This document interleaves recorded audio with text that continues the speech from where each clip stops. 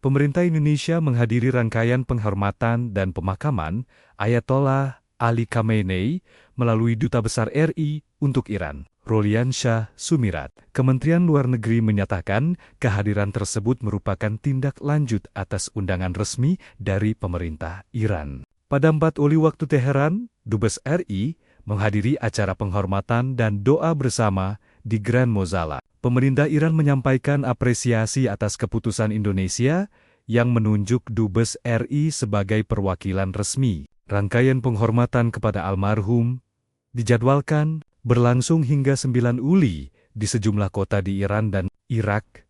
Jenazah Ayatollah Ali Khamenei rencananya akan dimakamkan di kota Mashhad pada 9 Juli tahun 2026.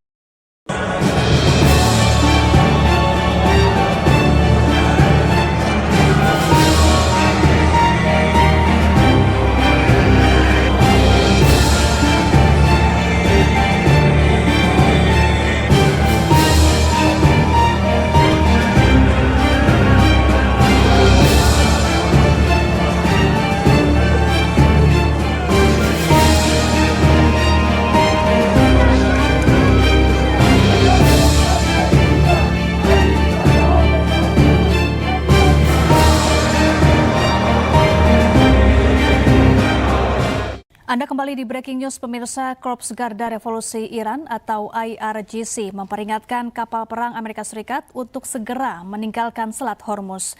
Iran mengancam akan menyerang Amerika Serikat jika tidak segera mengubah haluan kapal kembali ke Samudra Hindia.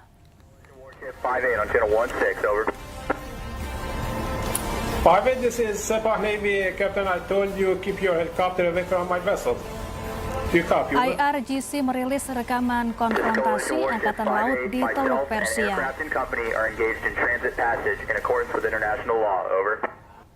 Komandan Angkatan Laut IRGC mengeluarkan peringatan langsung kepada kapal Angkatan Laut Amerika Serikat untuk segera meninggalkan Selat Hormuz dan menyebut bahwa ini adalah peringatan terakhir. US Warship 5-8, this is Sepah Navy. Iran melaporkan Angkatan Laut Amerika Serikat terpaksa mendaratkan helikopter dan meninggalkan Teluk Persia. Namun Amerika Serikat membantah adanya konfrontasi tersebut.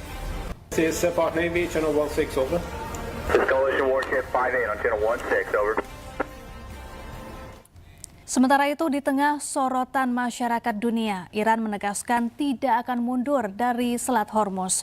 Kapal-kapal bisa lintasi Selat Hormuz tanpa biaya selama 60 hari ke depan. به راحتی این کار دیگه انجام شده هیچ اتفاقی هم خلاف اون از بعد از اون شب دیگه تا الان هیچ ممانعتی برای این کار انجام نشده ما از روزی که در حقیقت محاصره رو برداشتیم تا امروز بیش از 40 میلیون بشکه نفت صادر کردیم. خب شما نگاه کنید این در مقابل توی چند روزی که من میگم شاید کمتر از 10-12 روز دیگه. Perdana Menteri Israel Benyamin Netanyahu mengunjungi wilayah yang dikuasai oleh militer Israel di Lebanon Selatan. Kunjungan dilakukan usai Israel dan Lebanon menyepakati gencatan senjata pada Juni lalu.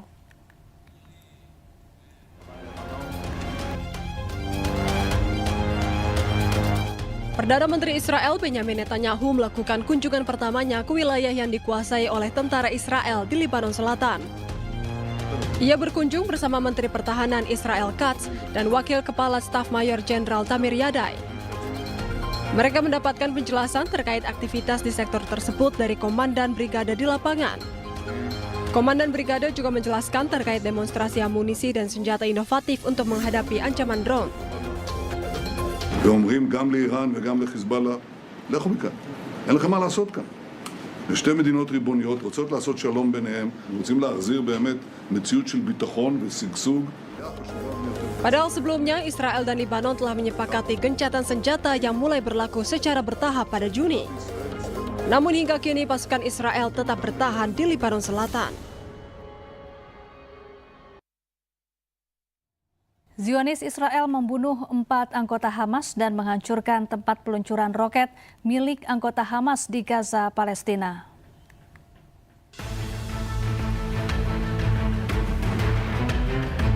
Dalam sepekan, pasukan Zionis Israel memburu pejuang Hamas di Gaza, Palestina. Pada serangan baru ini, Israel membunuh 4 anggota Hamas yang memiliki rencana penyerangan ke tentara Zionis Israel di Gaza. Pasukan Zionis Israel akan terus melakukan serangan jika Hamas terus melakukan ancaman terhadap pasukan Israel di Gaza.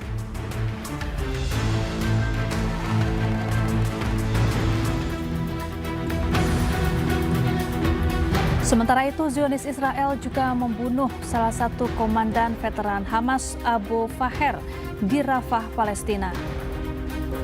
Israel mengklaim Abu Faher baru-baru ini bekerja merekrut anggota Hamas baru dan membangun kembali kemampuan batalion untuk melancarkan serangan terhadap pasukan Israel. Sebelumnya, Abu Faher bertugas di divisi pasokan kelompok Hamas dan perlengkapan senjata ke jalur Gaza untuk melawan Zionis Israel.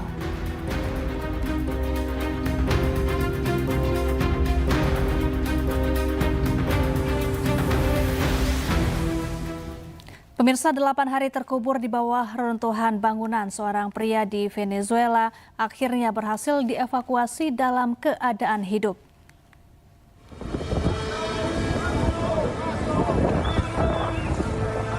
Keajaiban terjadi di kota La Guaira, Venezuela.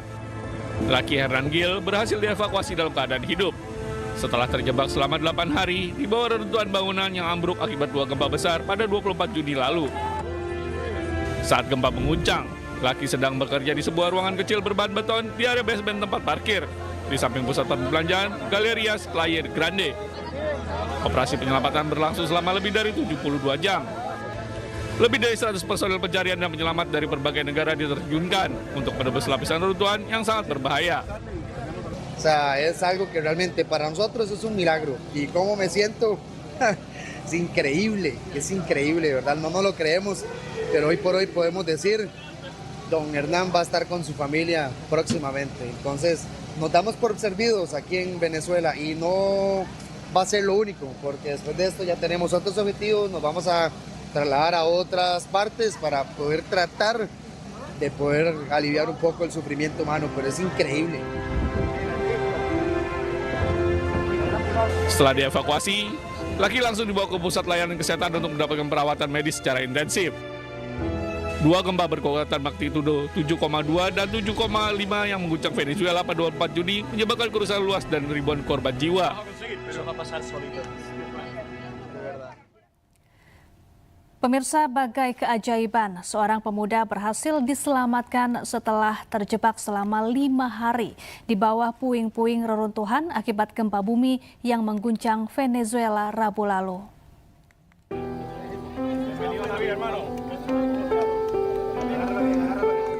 Seorang pemuda berusia 21 tahun bernama Aaron Levi Cantilo Vargas berhasil diselamatkan hidup-hidup setelah terjebak selama 5 hari di bawah runtuhan bangunan yang roboh akibat gempa bumi yang mengguncang negara bagian La Guaira, Venezuela pada 24 Juni lalu.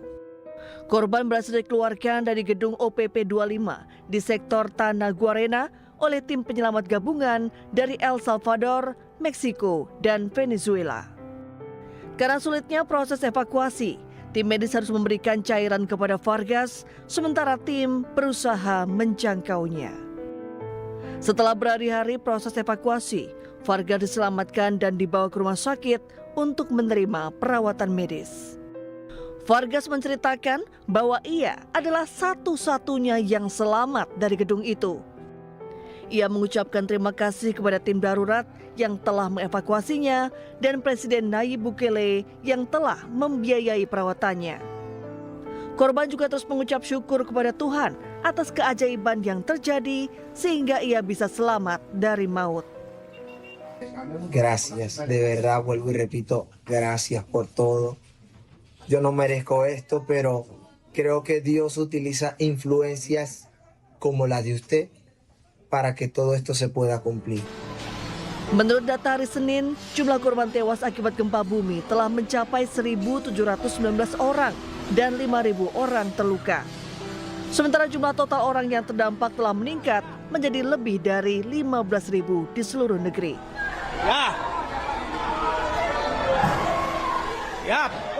Seribu hari perang menghancurkan Gaza, ribuan warga Palestina kini hidup dalam keputusasaan di tengah reruntuhan.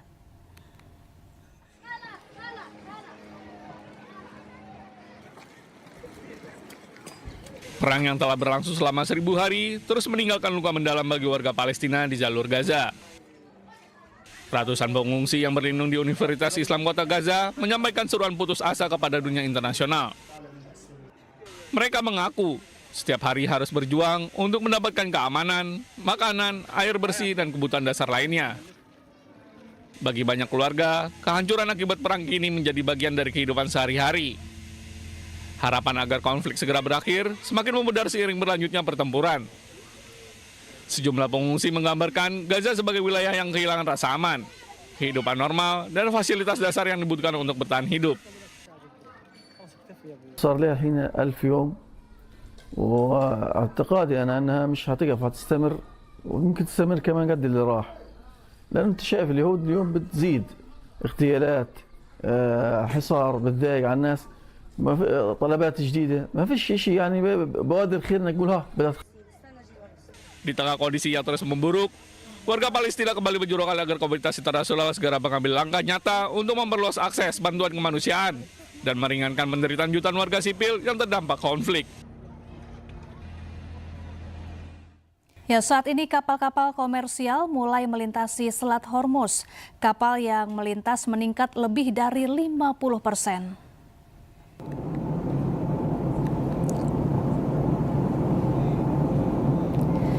Lalu lintas komersial yang melintasi Selat Hormuz meningkat tajam. Meski perundingan antara Iran dan Amerika Serikat berlangsung dalam kondisi rapuh, namun kapal-kapal komersial mulai melintasi Selat Hormuz. Kapal yang melintas meningkat hingga 50%. Namun mereka berada di bawah pengawasan khusus pemerintah Iran. Berdasarkan data perusahaan analitik Kepler, 223 kapal komersial melintasi Selat Hormuz pada periode bulan Juni atau rata-rata 32 kapal per hari.